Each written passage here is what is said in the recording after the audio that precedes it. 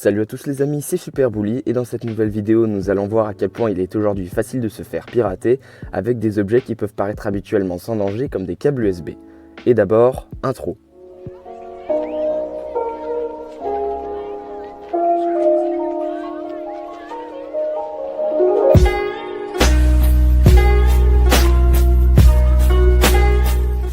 Vous n'êtes pas sans savoir qu'avec le déploiement des objets connectés, le nombre de failles potentielles a aussi augmenté. Pourtant, qui pourrait se douter qu'une simple ampoule risque d'être piratée par exemple.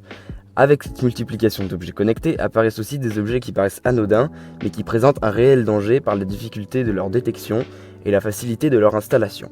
C'est pour ça qu'aujourd'hui je vous montre le OMG Cable, ce câble inventé par l'américain Mike Grovern, qui a donné son nom au Mike Grovern Offensive Cable, abrégé en OMG Cable avec mon accent de qualité, présente toutes les caractéristiques d'un câble classique, comme permettre une charge ou un transfert de données. Sauf qu'en y regardant de plus près, il contient une petite puce Wi-Fi.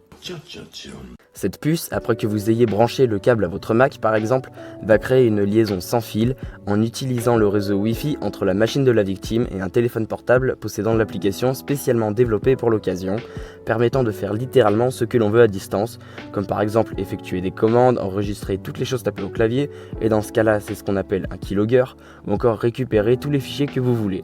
Heureusement, cet outil est censé rester à l'état de prototype destiné à la pédagogie, mais une firme nommée Hack5 le commercialise déjà pour un prix dépassant quand même les 200$, ce qui pourrait repousser certaines personnes mal intentionnées. Mais je pense que dans quelques années, on pourrait peut-être être en mesure de se procurer ce genre de câble sur des sites chinois pour vraiment pas cher. Cela pose donc un réel problème, car la plupart des personnes savent qu'il ne vaut mieux pas utiliser une clé USB sans vérifier qu'elle ne soit pas dangereuse, mais pour un simple câble, c'est bien plus compliqué.